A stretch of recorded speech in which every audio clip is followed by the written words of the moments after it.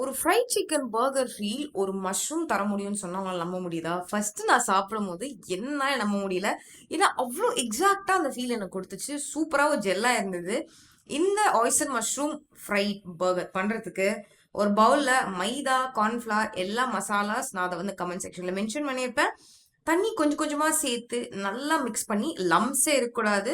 ப்ராப்பரா மிக்ஸ் பண்ணி தனியா எடுத்து வச்சுக்கோங்க. இப்போ பவுடர்ட் பேட்டருக்கு அதே மைதா கொஞ்சம் எல்லா மசாலாஸையும் சேர்த்து நல்லா மிக்ஸ் பண்ணி தனியா எடுத்து வச்சுக்கோங்க. ஃபர்ஸ்ட் வந்து இந்த பவுடர்ட் மசாலா பேட்டர்ல தான் மிக்ஸ் பண்ண போறோம் ஆயிஸ்டர் மஷ்ரூமை.